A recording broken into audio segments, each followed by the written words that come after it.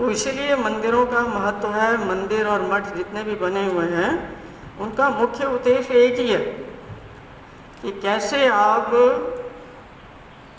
उनके संपर्क में आके कैसे आप अपने कल्याण का मार्ग जो है वो खोज सकते हैं। और कल्याण का मार्ग आपको मिल जाए तो दूसरी चीज़ क्या करनी होती है, उस कल्याण के मार्ग पर चलना होता है। कल्याण का मार्ग जानकर घर में बैठने से कल्याण हो जाएगा? मार्ग जान लिया आपने, खाली जानना ही काफ़ी है क्या? जानना होता है बुद्धि से। तो बुद्धि को मोक्ष मिलेगा क्या? बुद्धि मोक्ष की अधिकारी है? बुद्धि अपना कल्याण चाहती है? मन कल्याण चाहता है? इंद्रियां अपना कल्याण चाहती हैं? कौन चाहता है कल्याण? किसको चाहिए कल्याण? उसको क्या जरूरत पड़ गई कल्याण की? क्या जरूरत पड़ गई? वो बंधा हुआ है। किस चीज से बंधा हुआ है? हाँ हाँ, वो बंधा हुआ है, लेकिन बंधे हुए में उसको मजा आ रहा है। बात तो ये है, बंधे हुए में ही उसको आनंद की अनुभूति हो रही है। तो फिर उसको कौन मुक्त कर सकता है? वो कभी भी मुक्त हो सकता है? सारा शास्त्र उसको पता हो, ऊपर से नीचे ए टू जी सब कुछ पता हो, सारे श्लोक उसको याद हो, सारी ब्रह्म विद्या के सूत्र उसको याद हो, वो मुक्त हो जाएगा? है जी, मुक्त हो जाएगा। भगवान की एक एक बात उसको पता हो, मुक्त हो जाएगा? मुक्त नहीं हो सकता। खाली जानने से कुछ नहीं होता। पता तो हमें बहुत सारी बातें हैं, क्योंकि जाना तो हमने बहुत कुछ है, लेकिन क्या हम दुखों से मुक्त हो गए? क्या हमारे अंदर शांति है? क्या हमारे अंदर आनंद है, खुशी है? बताओ, है तो बताओ। नहीं ना? तो प्रश्न उठता है कि क्यों नहीं है? होनी चाहिए ना। अगर नहीं है तो क्या कारण है उसका, क्यों नहीं है? क्योंकि जो हमने जाना है उसका हमने किसी भी चीज का कोई भी अनुभव नहीं हुआ। कुछ तो अनुभव आना चाहिए ना भगवान के वचनों का। और उसका अनुभव आता किसको है? जो आदमी अपने अहंकार को नहीं छोड़ता, अपने स्वार्थ को नहीं छोड़ता। आप विचार करो कि उसको कभी भी कुछ भगवान का अनुभव आ सकता है? रोज पढ़े गीता, उस पूरी गीता का पाठ करे रोज, आ सकता है उसको?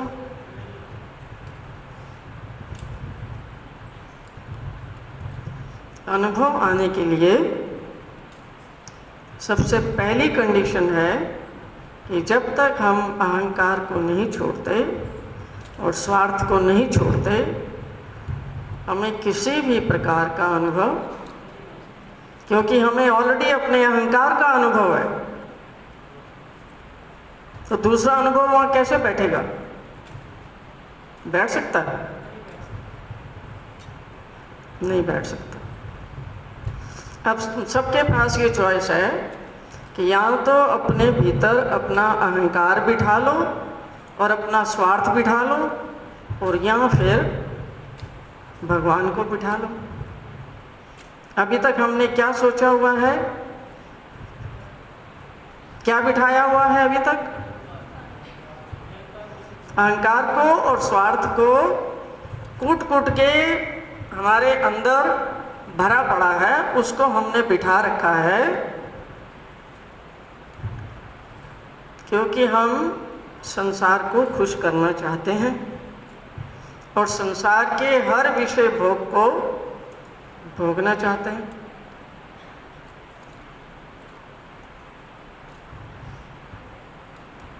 भोगों में आसक्ति के कारण ये सब चीज़ें हमें चाहिए ना। हमें चाहिए एक अच्छा घर, हमें चाहिए एक अच्छी गाड़ी, हमें चाहिए अच्छे कपड़े पहनने को, हमें चाहिए अच्छा खाने को, हमें चाहिए संसार में मान प्रतिष्ठा। यही सब चाहिए, कुछ और चाहिए? बताओ क्या चाहिए? किस चीज़ की इच्छा आदमी को? अपने लिए और अपने बच्चों के लिए और अपने परिवार के लिए। किस चीज़ की इच्छा है जो इतने मंदिरों में, गुरुद्वारों में, मठों में, चर्च में और सब जगह जो लोग जा रहे हैं, किस चीज़ की इच्छा है? भगवान की इच्छा से जा रहे हैं क्या? अपने कल्याण की इच्छा से जा रहे हैं कि मेरा कल्याण होना चाहिए? नहीं। किस लिए जा रहे हैं? मान प्रतिष्ठा के लिए। और किसके लिए? मनोकामनाओं की पूर्ति के लिए। मेरे लड़के के बच्चा हो जाए, मेरे बच्चे की शादी हो जाए, मेरे को एक अच्छा घर मिल जाए, एक पुरानी टूटी फूटी गाड़ी है 7 लाख की ली थी, अब कोई 20-25 लाख की कोई गाड़ी मिल जाए। सबका अपना घर होता है, एक मेरा भी अपना घर हो जाए। और मेरे पास भी अच्छी चीज़ें हों, पहनने को, खाने को, देखने को, मैं मौज मस्ती से रहूं, मेरा परिवार भी मौज मस्ती करे। इसलिए जाते हैं ना।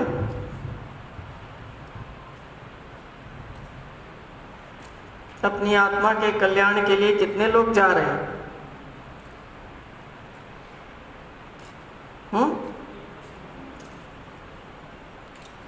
इससे क्या पता लगता है कि हमारा ध्यान हमारे कल्याण की ओर है ही नहीं।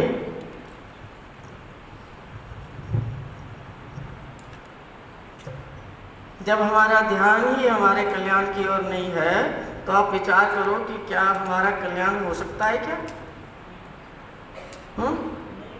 आपका ध्यान अगर आपकी पढ़ाई में नहीं है, आपके जॉब में नहीं है, तो आप अपने जॉब में सक्सेसफुल हो सकते हो, पढ़ाई में सक्सेसफुल हो सकते हो, सफलता प्राप्त कर सकते हो। इसलिए कुछ नहीं होता।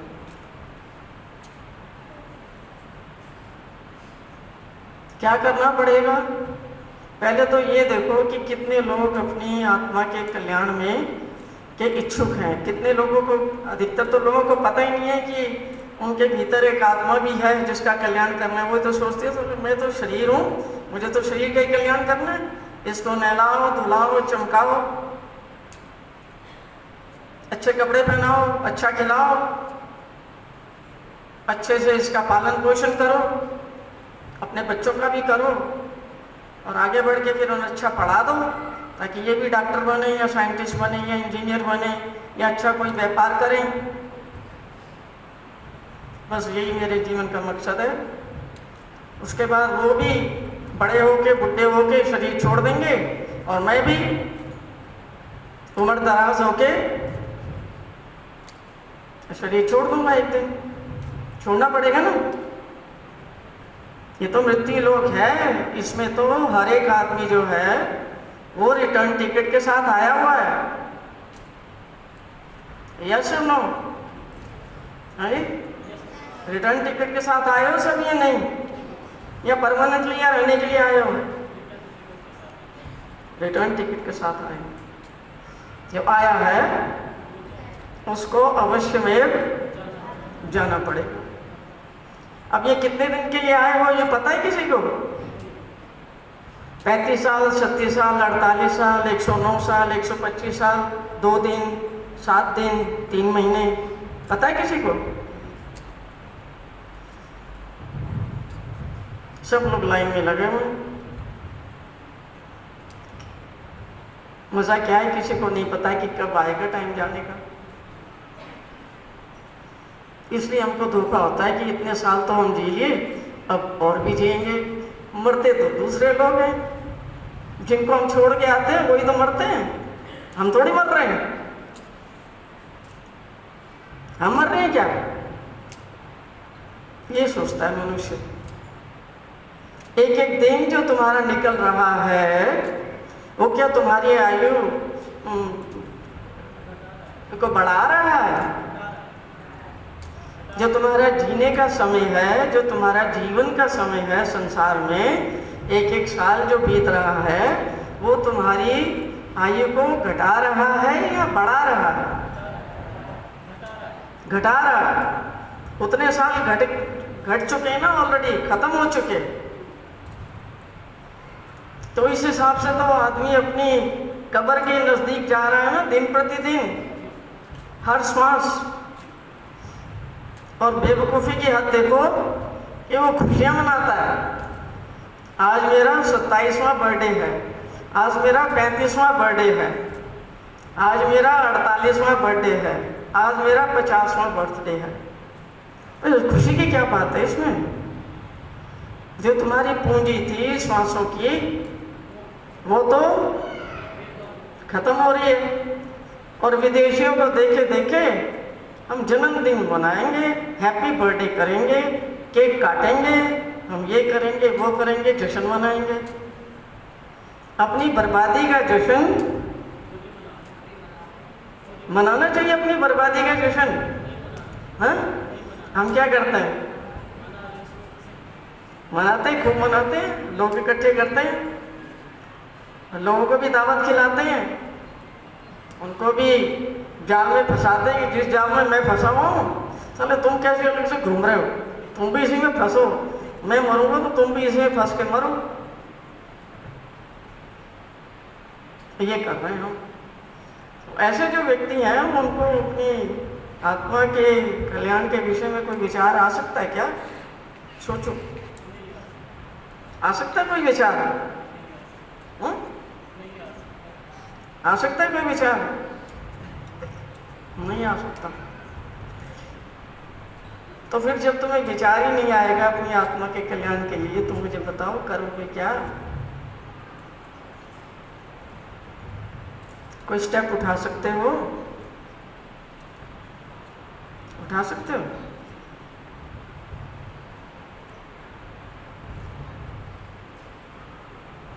कौन करेगा तुम्हारे बारे में, तुम्हारी आत्मा के कल्याण के विषय में? तुम्हारी मम्मी करेंगी? नहीं, तुम्हारे पति करेंगे? पत्नी करेगी विचार? अब तुम्हारे पुत्र जवान हो गए, पुत्र करेंगे कि मेरी माता का कल्याण होना चाहिए?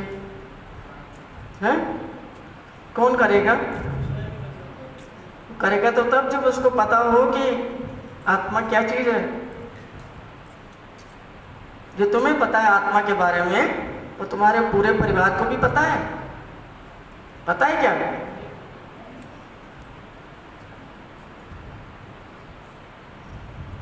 तो क्या करोगे?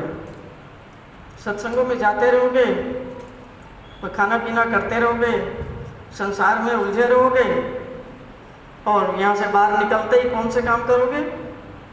जो कर रहे हो अभी तक वही करोगे ना? हो जाएगा कल्याण? घर में बैठ कर स्मरण करने से, गीता पढ़ने से हो जाएगा कल्याण? क्यों नहीं होगा?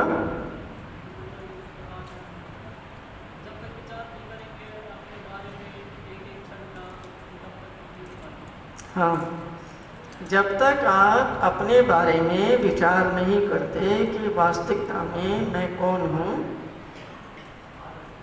तब तक आपका ध्यान अपने कल्याण पे नहीं जा सकता। अभी हमारा ध्यान कहाँ है? बाहरमुखी है। बाहरमुखी यानी अपने शरीर की ओर। और शरीर की तरफ ध्यान होने से हमारा ध्यान जब अपने शरीर पर रहता है, फिर अपनी पत्नी के शरीर पर भी रहेगा, अपने पति के शरीर पर रहेगा, अपने बच्चों के शरीर पर रहेगा, उनके खाने पीने पर रहेगा, उनकी दवा दारू में रहेगा, उनके लिए अच्छी व्यवस्था लगाने में रहेगा, पढ़ाने लिखाने में रहेगा, उनकी शादियां करने में रहेगा। इतने में तुम्हारी उम्र खत्म हो जाएगी। उम्र यानी कि जो आपके अंदर जो साहस है, जो हिम्मत है, जो शक्ति है, जो बल है, जो वीर्य है, जहाँ से आपको ऊर्जा प्राप्त होती है, उसका क्या होता है? जैसे जैसे उम्र आगे बढ़ती जाती है, क्या होता है उसका? जब आपके पास जवानी में जो शक्ति और सामर्थ्य थी, वो 50 साल के बाद रहेगी? हैं? जब 50 साल में है, वो 60 साल में रहेगी? तो धीरे धीरे वो तो कम होती जाती है, और जब तक हमें कोई रियलाइजेशन होती है कि मुझे अपना भी कुछ करना है, तब तक समय बीत चुका होता है। फिर वो किसी ने कही है वो कहावत, अब पछताए क्या होत जब चिड़िया ने चुग लिया खेत। फिर क्या करोगे? तब इच्छा तो रहेगी, ये तब तो पढ़ तो रखा है, देख तो रखा है, सुन तो रखा है, यार सारा जीवन खराब हो गया, अब तो कुछ करूँ, अब कुछ करूँ। अब करने की इतनी ज़बरदस्त इच्छा होगी अंदर से, लेकिन शरीर साथ नहीं देगा। बगैर शरीर के साथ के क्या करोगे? क्या करोगे? तुमने कोई व्यापार करना है, तुमने कुछ और दुनिया का काम करना है, अगर तुम्हारा शरीर साथ नहीं देता तो कर पाओगे क्या? कर पाओगे? ठीक वैसे ही अगर तुम्हारी ये इच्छा हो गई कि मैं अपने आप को जानने का प्रयास करूं, कुछ मैं जाऊं कहीं पर, मिलूं किसी से, कुछ पता करूं कि मैं अपना कल्याण कैसे कर सकता हूं, तो इच्छा तो रहेगी, लेकिन जो सामर्थ्य है, जो सामर्थ्य चाहिए इन कामों के लिए, वो सामर्थ्य रहेगा क्या? सामर्थ्य तो सारा क्षीण कर दिया दुनिया को प्राप्त करने के चक्कर में। पैसा, धन, संपत्ति, मान प्रतिष्ठा, समाज में ये वो, अपनी सारी ऊर्जा तो वहां लगा दी। अब कितनी ऊर्जा बची है? जब तक 60 साल में पहुंच जाओगे, 50 में जब पहुंच जाओगे या पहुंच चुके हो, अब कितनी ऊर्जा उतनी है जितनी जवानी में थी, है ना? फिर क्या करोगे?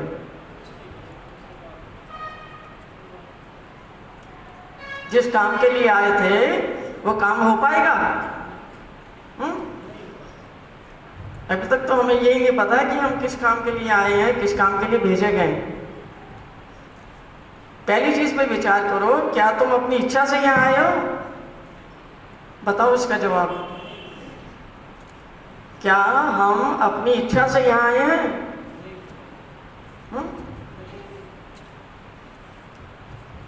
क्योंकि जिस हालात में हम हैं, हम अपनी इच्छा से तो उस हालात में कभी नहीं आ सकते। जिस हालात में हम हैं,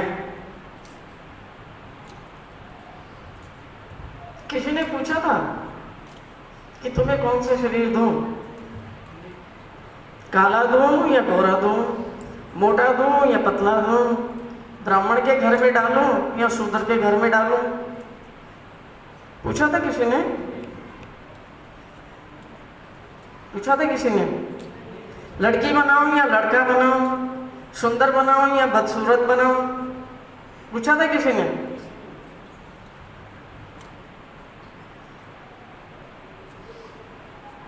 तुमने क्या अपनी मर्जी से अपने माता पिता चुने? है जी, अपनी मर्जी से चुने।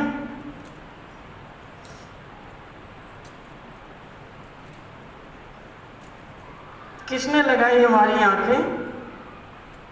किसने बनाया हमारा चोपटा? किसने बनाया हमारा शरीर? माँ ने बनाया क्या? माँ ने बनाया क्या?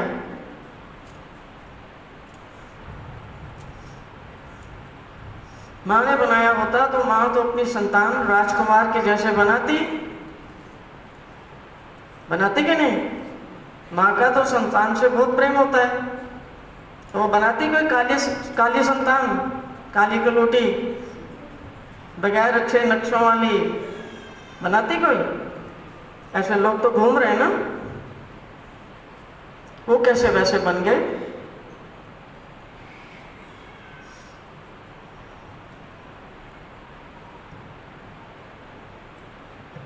क्या तुमने अपने आने की तिथि निश्चित की थी कि मैं इस तारीख को आऊंगा यहाँ इतने बजे?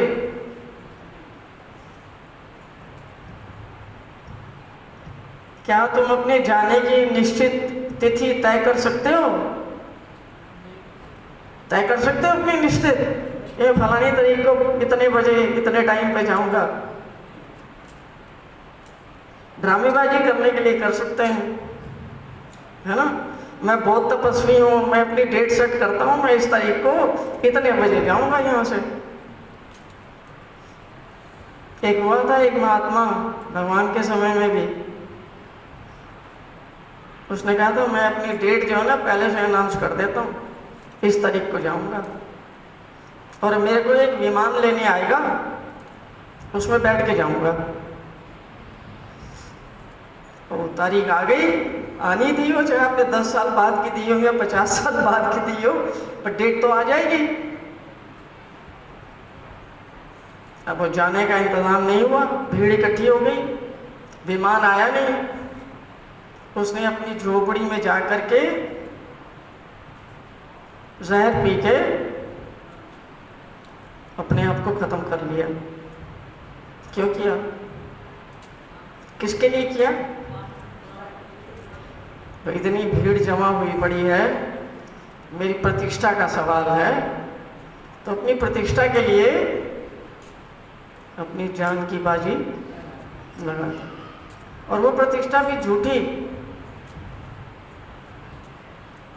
कि दुनिया में जो है ना मेरा नाम होना चाहिए कि मैंने इस दिन कहा था मैं जाऊंगा, और उसी दिन मैं गया, भले ही मुझे अपनी जान कुर्बान करनी पड़ जाए। विष्णु भट्ट था नाम उसका। तो ऐसे लोग भी हैं, मतलब मेरी मान प्रतिष्ठा बचनी चाहिए, मैं भले ही जीवन से खत्म हो जाऊं, मेरी मान प्रतिष्ठा बचनी चाहिए। ये हमारे अंदर कौन बोलता है? अहंकार। ये सब अहंकार की बात है। इसलिए अहंकार के रहते हुए अहंकार को ही सब चाहना है, मान प्रतिष्ठा की। संसार के पदार्थों की चाहना भी इसी को है कि मेरे पास बढ़िया से बढ़िया कपड़े हो, बढ़िया से बढ़िया भोजन हो, बढ़िया से बढ़िया गाड़ी हो, बढ़िया से बढ़िया स्त्री या पुरुष के साथ में मेरा संबंध हो, मेरे लिए सब कुछ बढ़िया ही बढ़िया होना चाहिए। बस ये चाहना होती है अहंकार की।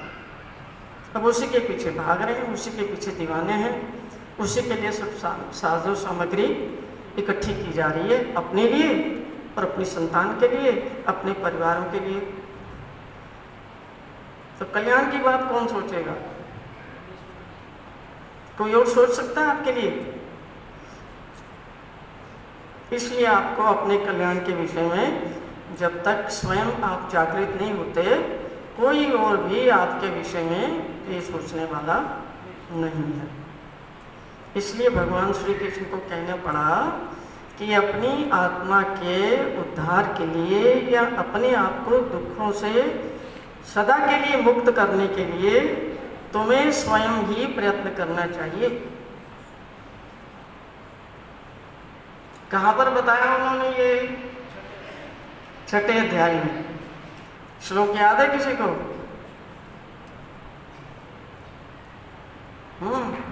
10 साल से कोई गीता पढ़ रहा है, कोई 15 साल से, कोई 5 साल से, कोई 20 साल से, कोई कितने साल से, एक श्लोक तक याद नहीं है।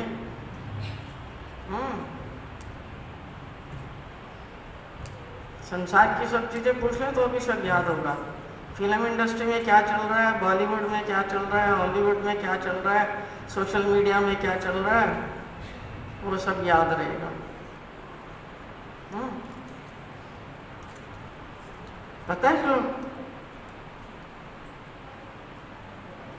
नहीं पता, तेरे को पता है?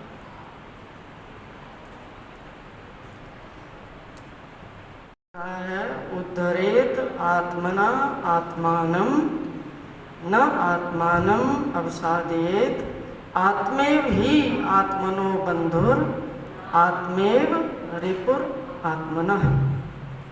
क्या क्या भगवान ने कि अपने उद्धार के लिए जीव को स्वयं ही प्रयत्न करना चाहिए। इस विषय में जीवात्मा स्वयं ही अपना मित्र है और स्वयं ही अपना शत्रु है। जो अपने उद्धार के लिए प्रयत्न करता है, अपने आप को आत्मा जानकर जो अपने उद्धार के लिए प्रयत्न करता है, वो तो स्वयं ही अपना मित्र है। और जो ऐसा नहीं करता, वो स्वयं ही अपना महान शत्रु है। उसको बाहर से दूसरे शत्रुओं की आवश्यकता नहीं है। वो सबसे बड़ा घातक अपने लिए वो स्वयं आप ही है। इसलिए भगवान ने कहा कि जीवात्मा अपने आप को अधोगति में ना डाले। ये अधोगति क्या होती है? अधपतन यानी कि नीचता की ओर जाना। मनुष्य जीवन हमें मिला हुआ है, इसमें रह करके अगर हम नीचे जाने का प्रयास करते हैं तो मनुष्य योनि से नीचे की जो योनियां हैं उनमें जाना पड़ेगा। तो वो योनियां कौन सी हैं? पशु की, पक्षी की, जलचर की, नभचर की और कीड़े मकोड़े की। जब मनुष्य होके हम सिर्फ जानवर वाले काम करते हैं, जो जानवर कर रहा है, तो हमारी अगली योनि जो है, अगला हमारा जो जन्म है, उसकी दशा और दिशा दोनों तय हो जाती है। अपने जीवनचर्या को देखो और विचार करो कि जो काम हम कर रहे हैं, क्या वो काम पशु नहीं कर रहे? एक चिड़िया नहीं कर रही, कुत्ता बिल्ली नहीं कर रहे, सुअर नहीं कर रहा, बंदर नहीं कर रहा, और कीड़े मकोड़े जो घूम रहे हैं वो नहीं कर रहे ये काम। हम क्या करते हैं? हम पैदा होते हैं, वो भी पैदा होते हैं। कोई अंडे से हो रहा है, कोई जार से हो रहा है, कोई बीजों से हो रहा है, और कोई पसीने से और गंदगी से और इससे हो रहा है। कीड़े मकोड़े सब गंदगी बदबू से पैदा होते हैं, पसीने से। पेड़ पौधे बीज से पैदा होते हैं। जानवर कई हैं जो मुर्गी जैसे जो है अंडे से पैदा होते हैं, और कुछ जार से पैदा होते हैं, जैसे मनुष्य है और गाय वगैरह है, वो जार से पैदा होते हैं।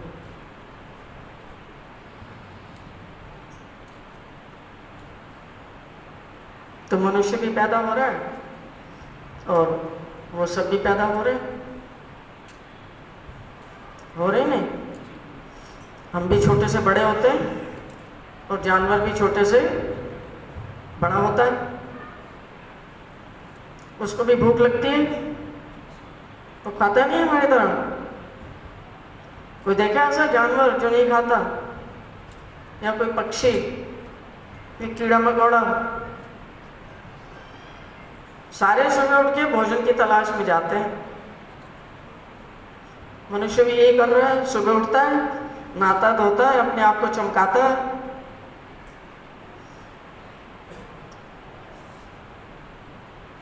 भोजन की व्यवस्था लगाता है, भोजन करता है, और उसके बाद फिर थैला पकड़ता है, ब्रीफकेस पकड़ता है, लैपटॉप पकड़ता है और अपना काम पे निकल जाता है।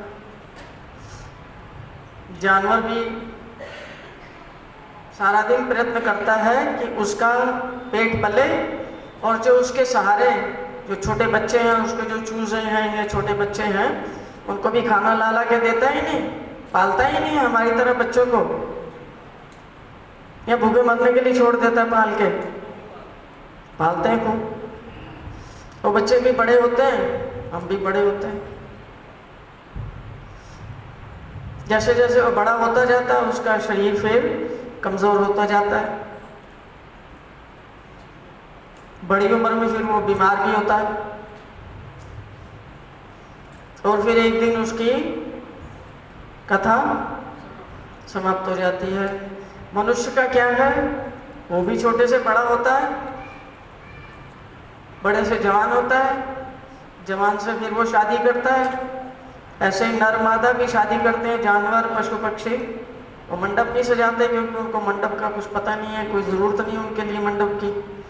ये मनुष्य है जो ढोंग और पाखंड में बिलीव करता है और बड़े बड़े मंडप सजाता है, दिखावा करने के लिए, ढोंग पाखंड करने के लिए, लोगों को दिखाने के लिए, देखो मेरा कितना बड़ा मंडप है, देखो मैंने 2 करोड़ इसमें खर्च कर दिया, मैंने 5 करोड़ यहाँ खर्च कर दिया, मैंने 20 लाख यहाँ खर्च कर दिया। जानवर को ये दिखाने की जरूरत होती है? वो इम्प्रेस करता है किसी को? वो अपनी एनर्जी इसमें नहीं लगाता। वो भी नर मादा एक दूसरे को पकड़ लेते हैं और वो भी फिर रहते हैं, उनकी भी संतान होती है, वो भी फिर बुढ़े होते हैं, बीमारियां उनको आती है कि नहीं? देखिए जानवर बीमार, जिन्होंने गाय पाली है उनको पता है कि गाय की भी सेवा शुश्रूषा करनी पड़ती है। ऐसे ही कुत्ते बिल्ली जो भी घरों में पालते हैं उनको पता है। और फिर एक समय के बाद जब वो बड़े हो जाते हैं उनकी भी कथा समाप्त हो जाती है, जैसे मनुष्य की भी कथा समाप्त हो जाती है। तो हमारे मनुष्य होने का क्या लाभ हुआ अगर हम यही कर रहे हैं? तो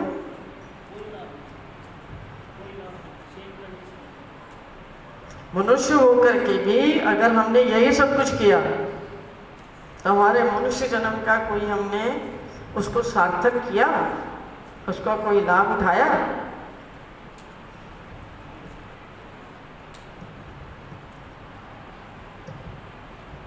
तो क्या ये व्यर्थ करने के लिए मिला?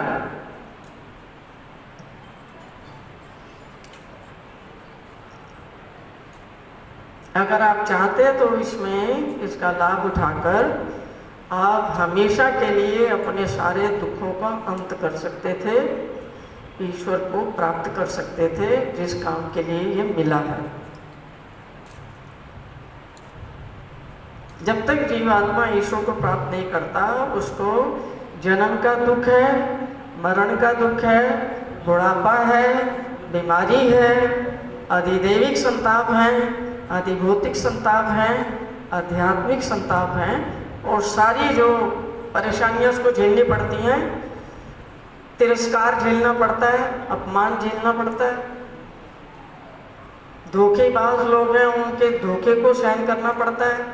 कोई बदतमीजी कर रहा है, कोई गाली गलौज कर रहा है, कोई मार पिटाई कर रहा है, कोई फिजिकल अब्यूज कर रहा है, कोई वर्बल अब्यूज कर रहा है, कितने प्रकार के अत्याचार प्रताड़ित किया जा रहा है। जो भी कमज़ोर है उसके ऊपर अत्याचार जो है स्वाभाविक है।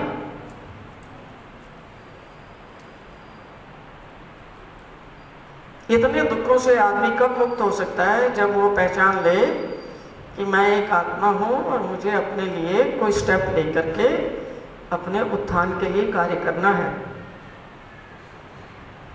तब वो इन सब चीज़ों से मुक्त हो सकता है।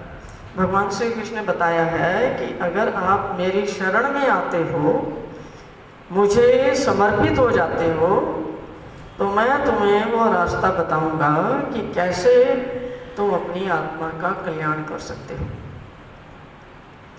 लेकिन उसके लिए समर्पण चाहिए।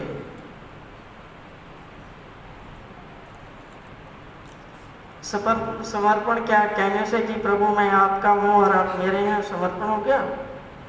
नहीं। इसके मंत्र का जाप करते रहो, प्रभु मैं आपकी हूँ और आप मेरे हैं, मैं आपकी हूँ और आप मेरे हैं, मैं आपका हूँ और आप मेरे हैं, मैं आपका हूँ और आप मेरे हैं। ऐसा स्मरण करते जाओ, बार बार माला घुमाते जाओ, तो समर्पण हो जाएगा।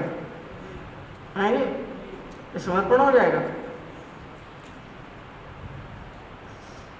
क्या मतलब है समर्पण का?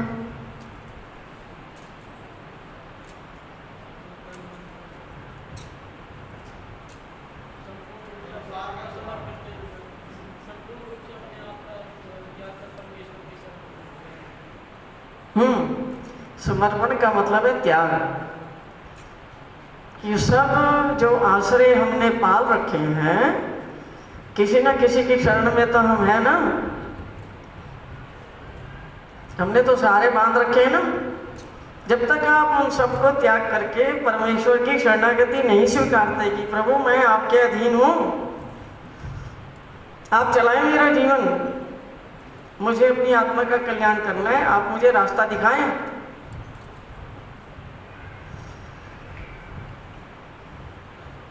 हमने अधीनताएं पाल रखी है बहुत सारी। पति है तो पत्नी के अधीन है, और पत्नी है तो पति के अधीन है। कोई अपने माता पिता के अधीन है, कोई अपने पुत्र पुत्री के अधीन है, कोई धन के अधीन है। किसी न किसी चीज का अधीनत्व स्वीकार किया हुआ है, और जिनका अधीनत्व अभी नहीं स्वीकार किया उनको भी अपने अधीन करने का पूरा प्रयास चल रहा है कि जैसे भी हो ये व्यक्ति मेरे अधीन होना चाहिए। स्त्री है तो पुरुष को अधीन करने का प्रयास कर रही है, और पुरुष है तो स्त्री को ये मेरी आज्ञा में रहनी चाहिए। मुझे बताओ, तुमने इतना प्रयास कर लिया, स्त्रियां बताएं कि अपने पति को अधीन करने में कितनी सफलता प्राप्त की है, हो सके वो है? तुम बताओ, इधर जो पति बैठे अधीन करने के तो घने प्रयास कर लिए, अब हो ही कोई अधीन? कारण क्या है कि कोई भी किसी के अधीन रहना ही नहीं चाहता। अधीनत्व का जीवन जो है इतना बेकार का जीवन है। वो कह रहा मर जाऊंगा लेकिन अधीन नहीं रहूंगा किसी के भी। मरना कबूल है, मर जाऊंगा लेकिन किसी के भी अधीन नहीं रहूंगा। लेकिन हाँ, दूसरा अधीन हो जाए तो अहंकार की बड़ी पुष्टि होती है कि देखो ना मेरी पत्नी बिल्कुल जैसे मैं चलाता हूँ वैसे चलती है। और पत्नी भी बड़ा सीना ठोक के कहती है देखा नहीं मेरा पति, एक एक बात मुझे समझता है, इशारे समझता है। एक बात याद आ गई कि एक पति पत्नी किसी के घर में गए, बुलाया उसने खाने पीने के लिए, तो खाना पीना हो चुका तो पति बेचारा उठा और बर्तन वर्तन सब उसने उठा लिए और जा कर के उनको उठा के वहाँ धोने लगा। तो सारे लोग उसकी शक्ल देख रहे कि ये क्या कर रहा है भाई, तू तो दूसरे घर में दावत के लिए आया। तो उसकी पत्नी कहती है अरे बेवकूफ़, ये तेरा घर नहीं है,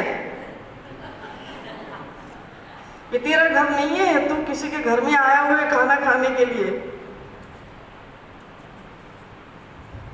समझ आया कुछ? अब वो तो वही करेगा ना जिसका उसको अभ्यास है। अभ्यास उसका कैसा डाल रखा है? अभ्यास उसका ऐसा डाल रखा है कि जैसे ही खाना वाना सबने खाया, तुम्हारा काम है बर्तन सब उठा के ले जाओ और अपने बर्तन धोने। अब उसको तुम बाहर ले गए कहीं तो उसका अभ्यास भी बदल जाएगा क्या? तो अभ्यास उसका वैसे ही बना पड़ा है। तो उसकी औरत ने उसको अपनी ओर अपना ध्यान आकर्षित करके उसको बताया कि भैया ये छोड़ दे, तू ये किसी दूसरे के घर में बैठे हुए। वो कह रहा अच्छा।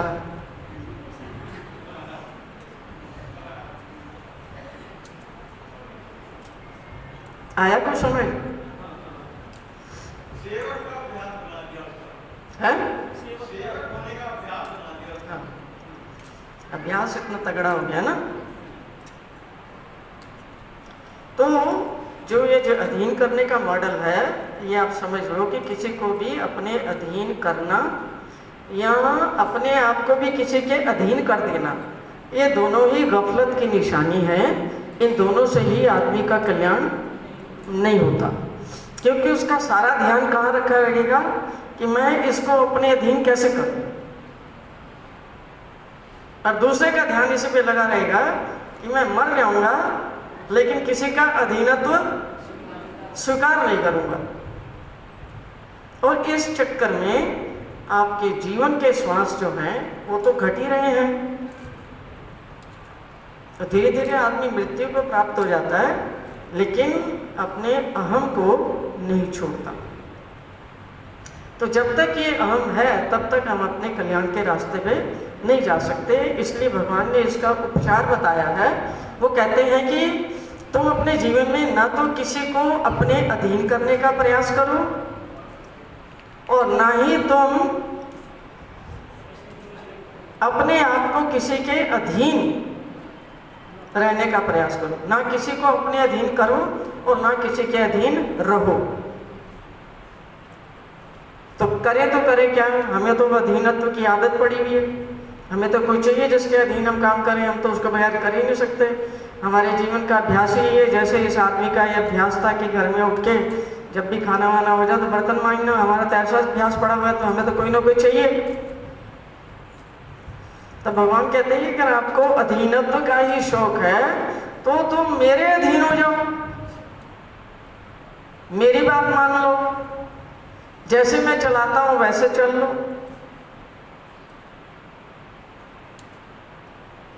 उसमें भी तुम्हारा कल्याण हो जाएगा। मतलब जो आपका अहंकार है उसको दूर करने के लिए आपने भगवान का अधीनत्व स्वीकार कर लिया, उनकी शरणागति स्वीकार कर ली कि अब मैं आपकी शरण में हूँ, आप जैसे चलाओ वैसे मैं चलूँगा। लेकिन चलना किसको है? भगवान चलेगा? भगवान चलेगा?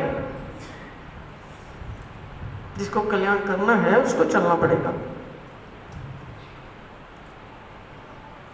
तो उनकी शरणागति में हम जा सकते हैं, बजाय किसी मनुष्य की शरणागति में जाने से, उसको समर्पित होने से। मनुष्यों को हम समर्पित हैं। बचपन में हम माता पिता को समर्पित होते हैं, बड़े होके हम अपने टीचर्स के समर्पित हो जाते हैं विद्या के लिए। उसके बाद बड़े होने पर हम अपने बॉस को समर्पित हो जाते हैं, शादी होने पर पत्नी या पति को समर्पित हो जाते हैं, और बड़े होकर अपने जो बच्चे होते हैं पोता नाती उनके समर्पित हो जाते हैं। मरते दम तक हम भगवान को समर्पित नहीं होते। तो मुझे बताओ कि ऐसे जीवन से कल्याण हो जाएगा क्या? लोगों को समर्पित होने से? वो तो तुम्हें यूज करेंगे जब तक उनकी कार्य सिद्ध हो रहे हैं, तुम्हें यूज करेंगे। कार्य सिद्ध होने के बाद में क्या करते हैं? गन्ने वाला जो बैठा होता है ना, मैं उसको देखती हूँ रोज, मुझे यही दृष्टांत याद आता है कि दुनिया के लोग जो है ना, तुम्हें गन्ने की तरह गन्ने को जब डालते हैं, जब उसका सारा रस निकल जाता है, तब गन्ने का क्या करते हैं? दुनिया में तुम्हारा पूरा सत्व, तुम्हारी सारी कुछ निचोड़ निचाड़ के जब तुम किसी काम के उनके नहीं रहोगे तो फिर तुम वो क्या करेंगे? उस गन्ने की तरह निचोड़ के फेंक देंगे। हैं?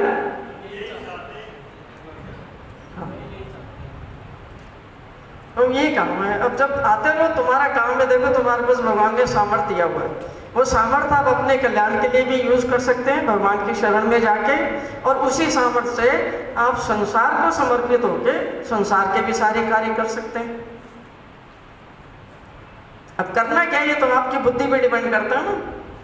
नोट कमाने हैं, नोट जेब में लाने हैं, औरत को खुश करना है, ड्रामेबाजी करनी है, कपड़े खरीदने हैं, बिल्डिंगें खरीदनी है, गाड़ी खरीदनी है, अच्छी जगहों में खाना है, और अपने आप को भैंसा बनाना है, तो वो भी आपकी चॉइस है। आपकी चॉइस है ना। आपने वो स्वीकारा है तभी तो आप वो कर रहे हो। अगर आपकी इच्छा हो तो भगवान ने वही सामर्थ्य आपको दिया हुआ है, वही सारा सामर्थ्य लगता है, आप अपने आप को भगवान के समर्पित कर दो, उनके कहने पर चलो। ये दो रास्ते हैं हमारे पास। भगवान ने बताया कि दोनों रास्तों में से जीवात्मा को स्वयं चुनना पड़ता है कि मैं कौन से रास्ते पे चलूं। और हम सब अपने मन पसंद के रास्ते पर, हम सब अपने मन पसंद के रास्ते पर चलते हैं। और उस रास्ते पर चलने पर जब हमें कष्ट आते हैं, मुसीबतें आती हैं, परेशानी आती हैं, तब हम क्या करते हैं? उसका दोषारोपण किस पे करते हैं? भगवान पे और दूसरे लोगों पे करते हैं कि इसके कारण मैं दुखी हूँ, इसके कारण मैं दुखी हूँ, इसके कारण मैं दुखी हूँ, इसके कारण मैं दुखी हूँ। ये सब अगर सारे ठीक हो जाएं तो मेरा जीवन मस्त हो जाएगा। और दुखी किसके कारण हो? इनके कारण दुखी हो, इनके कारण दुखी हम है जी। दूसरों ने दुखी किया हुआ है हमें, हम अपनी सोच के कारण दुखी हैं, हम अपनी मलिनताओं के कारण दुखी हैं, हम अपने अहंकार के कारण दुखी हैं। क्योंकि जब जब अहंकार की पुष्टि नहीं होगी तब तब आपके जीवन में कलह, कलेश, अशांति, विद्रोह, संघर्ष, ये सब चीज़ें उत्पन्न होंगी। जब तक अहंकार को नहीं छोड़ते हमारे जीवन में शांति आ सकती है क्या? आनंद आ सकता है, खुशी आ सकती है, चेहरे पर स्माइल आ सकती है? नहीं आ सकती। कौन है इसको रोकने वाला? अहंकार।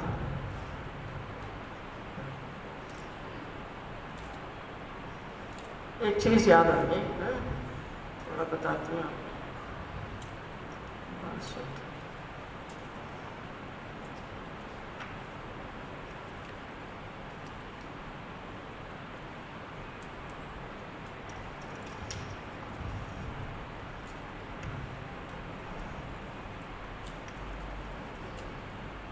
जो एक ऑप्शन भगवान ने बताया है जिसके द्वारा हम इस अहंकार से अपना पीछा छुड़ा सकते हैं, उसको ध्यान से सुनो जरा। भगवान ने बताया एक दृष्टांत जिसका नाम है दासी का दृष्टांत। किसका दृष्टांत? किसका? दासी का दृष्टांत है। दास समझते हैं? दास कौन होता है?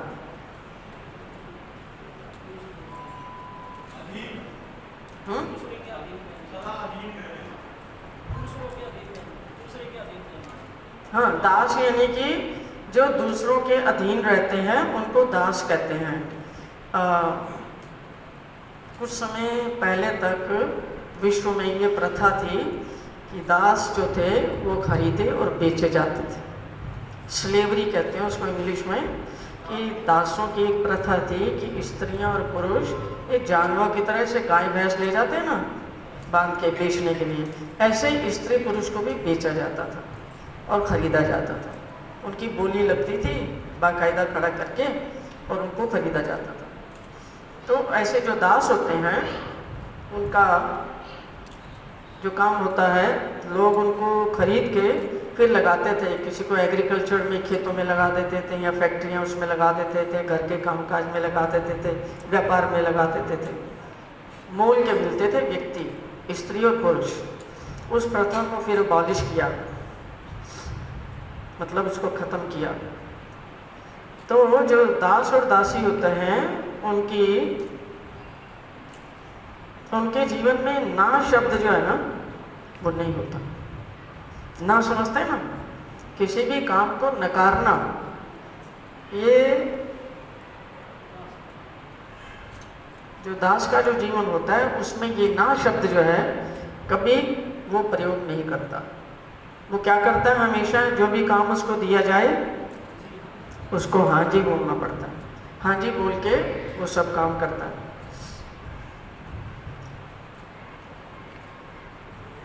ऐसे ही जो भी व्यक्ति जिस किसी के भी अधीन रहता है उसको उसकी हाँ में हाँ मिलानी पड़ती है।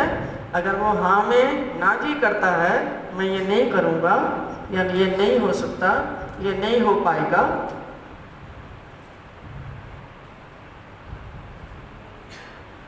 तो फिर उसके साथ जो जैसा सलूक किया जाता है आप सब जानते ही हैं, दास के साथ क्या सलूक किया जाता है।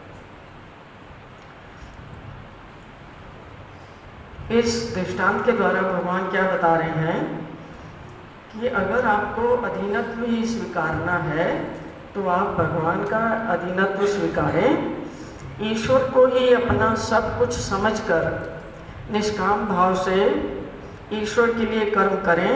और जो व्यक्ति अपने आप को ईश्वर का दास समझता है, ऐसे आचरणशील व्यक्ति को भगवान जो कुछ भी उनके पास है, जो वो देना चाहते हैं, वो सब कुछ उस व्यक्ति को देते हैं।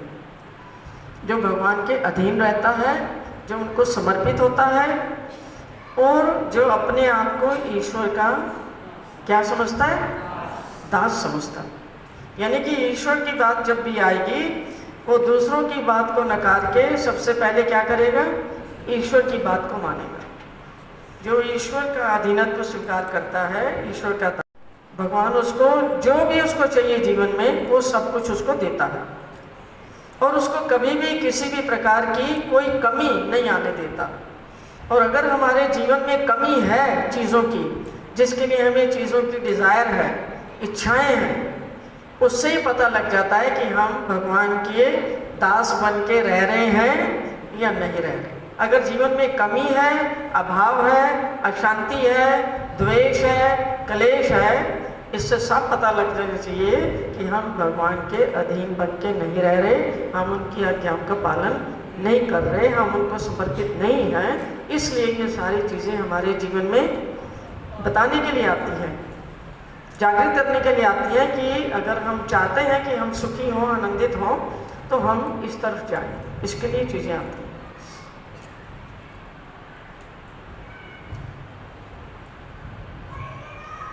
और उसका भगवान के जो अधीनत्व होने से, या दास जो है, दास का मुख्य काम होता है सेवा। सेवक होकर के वो सेवा करता है, उसका एक ही काम होता है सेवा, कि मालिक को खुश करना है, उसकी मैंने सेवा करनी है। तो सेवा जब करनी है तो सेवा के प्रति आपकी बुद्धि कैसी होनी चाहिए। सेवा तो सब करते हैं, पर किस बुद्धि से आप सेवा करते हो, किस धारणा से आप सेवा करते हो, किन विचारों से और किन भावनाओं से आप सेवा करते हो, वो ज़्यादा महत्वपूर्ण है बजाय इसके कि खाली सेवा। वो स्पष्ट करने के लिए भगवान ने ये बताया। भगवान के एक शिष्य थे नामदेव,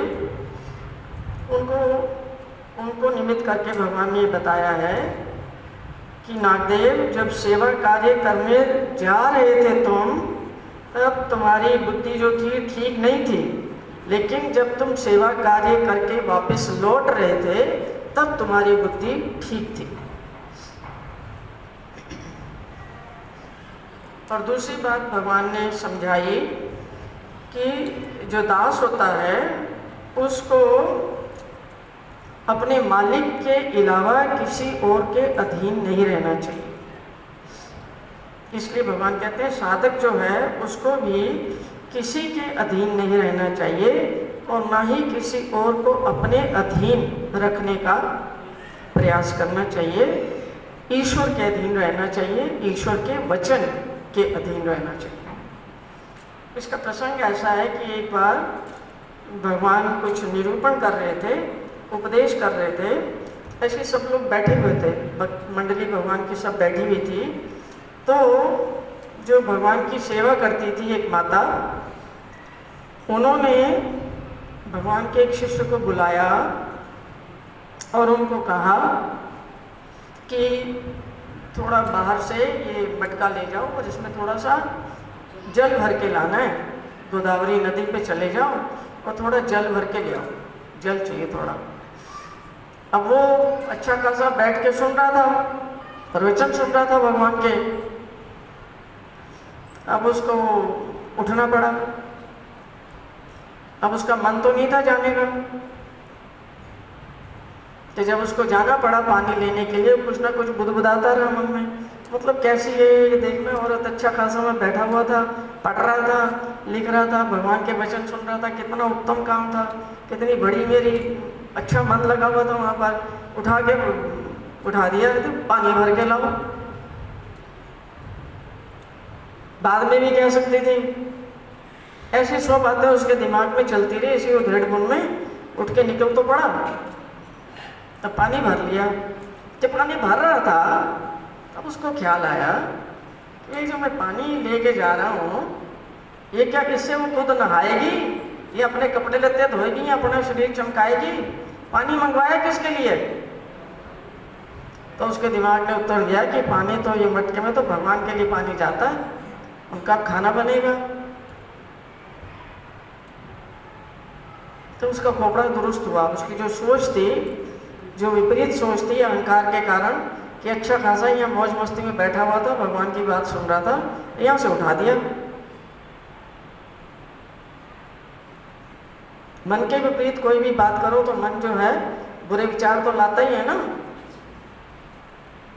जब वो पानी का मटका उसने भर लिया, जब उसको वो ला रहा था, तब उसके दिमाग में बिल्कुल क्लियर था कि ये पानी उसने अपने लिए नहीं मंगवाया, ये पानी जो है भगवान के भोजन के लिए मंगवाया गया है। उसमें उसने कुछ गूंदना है, कुछ पकाना है, कुछ चीज़ सफाई करनी है, कुछ चीज़ तैयार करनी है, जिसके लिए मंगवाया गया पानी।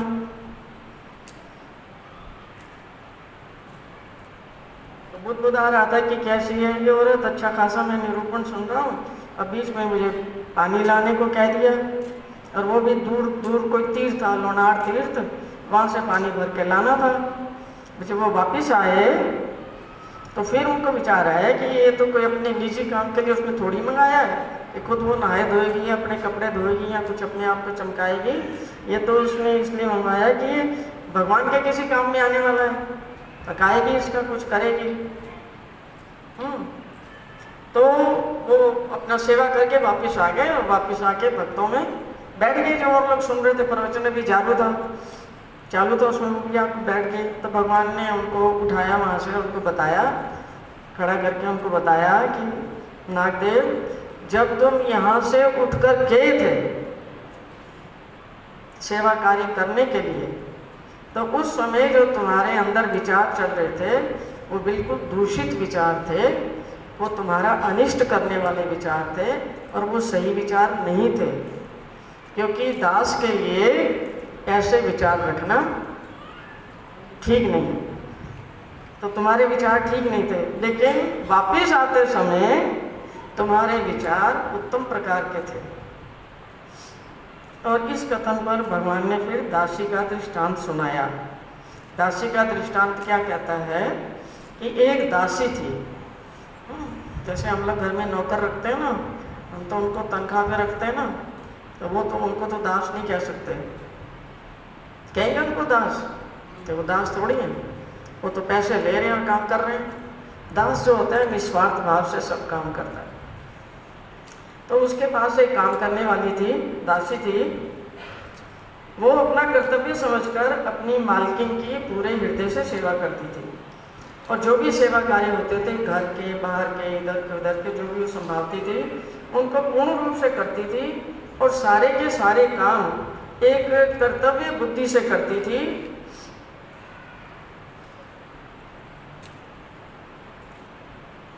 इस भावना का त्याग करती थी कि मैं ये जो काम कर रही हूँ, इसके बदले में मालकिन मुझे रोटी देगी या कपड़ा देगी या कोई और चीज़ देगी।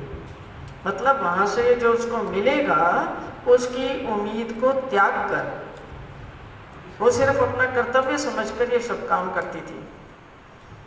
और उसके इस व्यवहार से प्रसन्न होकर वो मालकिन क्या करती थी, जब सारा काम उसका निपट जाता था, वो मालकिन और वो दासी, वो दोनों साथ बैठ के खाना खाती थी। जो मालकिन जो थी, जैसी अपनी थाली परोसती थी, बिल्कुल वैसी ही वो उस दासी के लिए थाली परोसती थी। और जैसे कपड़े खुद पहनती थी, वैसे ही कपड़े उसको भी देती थी। और वो जो मालकिन थी, उसको किसी भी प्रकार की कोई कमी नहीं छोड़ती थी कि किसी भी चीज़ के इसके जीवन में कमी हो। तो उससे क्या मतलब निकलता है कि जैसे उस मालकिन ने उस दासी की पूरी देखभाल की और उसको किसी भी चीज़ की कमी नहीं आने दी, ना खाने में, ना पीने में, ना पहनने में, ना ओढ़ने में, किसी भी चीज़ में। ठीक वैसे ही अगर हम ईश्वर को अपना मालिक समझ लें और हम उसके दास बन जाएं और जितने भी उनके कार्य हैं सब हम निष्काम भाव से करें और सच्चे हृदय से ईश्वर के लिए करें, तो जैसे उस मालकिन ने उस दासी को अपना समझा, अपना समझ के उसका सब कुछ किया, वैसे ही भगवान भी हमें अपना समझकर हमारे लिए सब कुछ करेंगे, किसी प्रकार की कमी महसूस नहीं होने देते। भगवान ने बताया कि ऐसा क्यों है, क्योंकि अनादि काल से जीव का और परमेश्वर का यही संबंध रहा है कि परमेश्वर मालिक है और जीव उसका सेवक है, उसका दास है। इतना जानते हुए भी जीव अपने अहंकार और अपने स्वार्थ के कारण अपनी वास्तविकता को पहचानने से इनकार करता है। वो क्या कहता है, मैं किसी का दास नहीं हूँ, मैं किसी के अधीन नहीं रहना चाहता, मैं तो जो मेरा मन कहेगा मैं वो करूँगा, जो मैं करना चाहता हूँ वो करूँगा। ये ईश्वर का भी अधीनत्व स्वीकार नहीं करता, उसके सामने भी ये करता है कि मैं अपने मन की बात मानूंगा। भगवान कहते हैं कि ईश्वरीय ज्ञान और ईश्वर की कृपा से ही जीव को इस बात की समझ आती है कि मेरा जो असली स्वभाव है वो क्या है। मेरा असली स्वभाव है कि मैं परमेश्वर का दास हूँ, और जब भी मेरे को जीवन में आनंद और सुख और शांति मिलेगी वो इसी भाव से मिलेगी कि मैं ईश्वर का दास हूँ।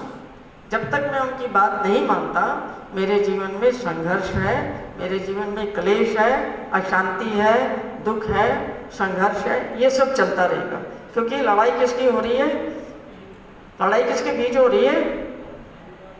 भगवान की बात और अपने अहंकार की बात। लड़ाई इसके बीच हो रही है, किसी और जगह नहीं हो रही। बाहर युद्ध नहीं हो रहा, कोई भीतर ही हो रहा है। अहंकार कहता है मेरी बात माननी पड़ेगी, आत्मा कहती है भगवान की बात मान। मन कहता है सुनो सबकी, करो अपने मन की। मन ये कहता है सबको धोखे में रखो, सबको हाँ जी करके पैसिफाई करते रहो, करो अपने मन की। मन ये कहता है। आत्मा कहती है पागल मरेगा, भगवान की बात मान ले।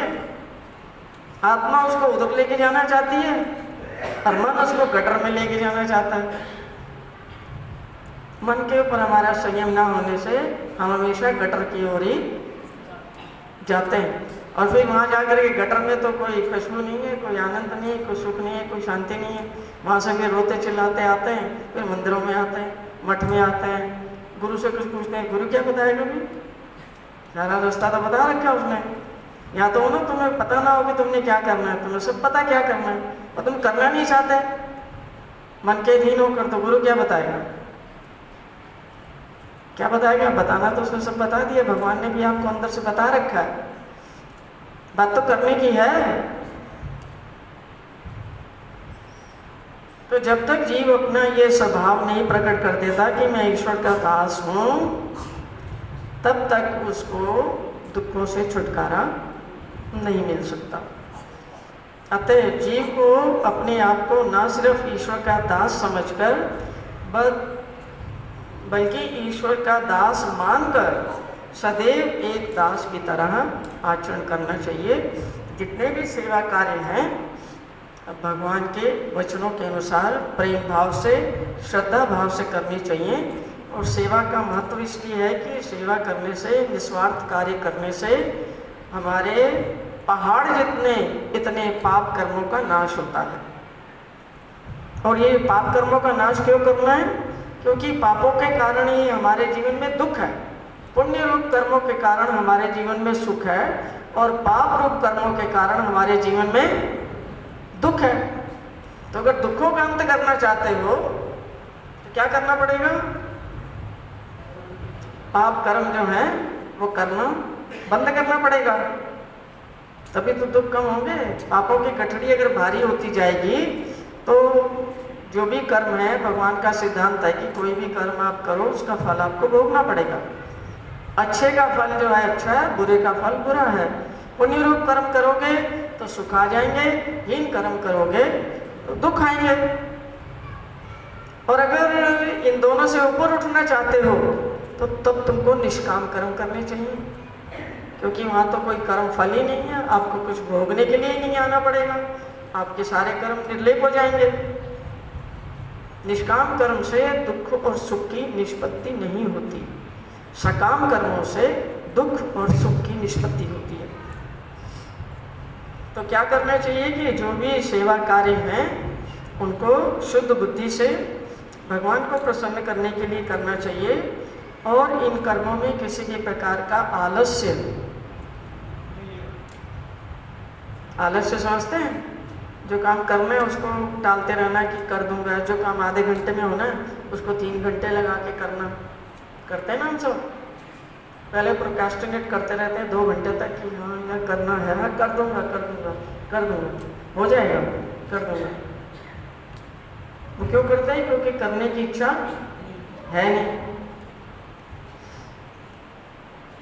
इसके अतिरिक्त सेवक को केवल ईश्वर के अधीन होकर ही अपना आचरण करना चाहिए, ना किसी को अपने अधीन करना चाहिए और ना ही किसी के अधीन रहना चाहिए। और जो दास होता है, दास ऑटोमेटिकली अपनी इन भावनाओं को त्यागता है, मान प्रतिष्ठा और प्रशंसा, उसकी इच्छा दास को नहीं होती। दास अपना कर्तव्य समझ के काम करता है।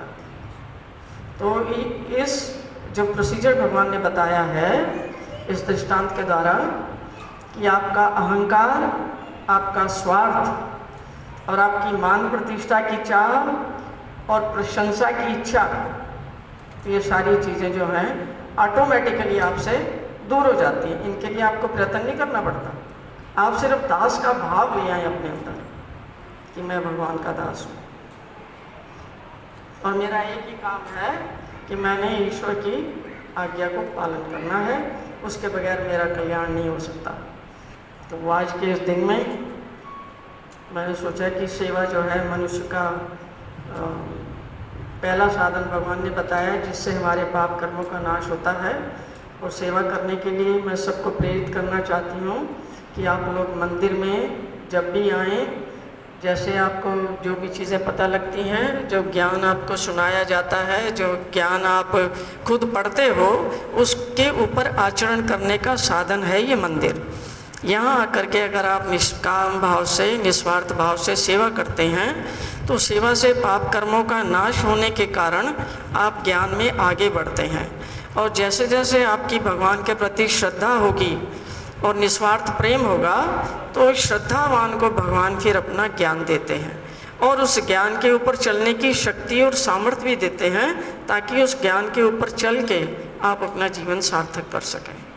ठीक है, तो आज का ये मंगल अवसर था जो शिष्य सम्मेलन का, आप सब लोग आए, आप सब लोगों का बहुत बहुत आभार और सबका स्वागत। अब आरती करते हैं, उसके बाद ये प्रोग्राम संपूर्ण होगा। सबको जय श्री कृष्णा, जय श्री चक्रधर, दंडवत प्रणाम। श्री कृष्णचंद्र चक्रवर्ती भगवान की जय। ग्रंथराज श्रीमद् भगवद गीता की जय। ग्रंथराज श्रीमद् ब्रह्म विद्या शास्त्र की जय। भगवान श्री चक्रधर स्वामी की जय। सब लोग बैठे रहें।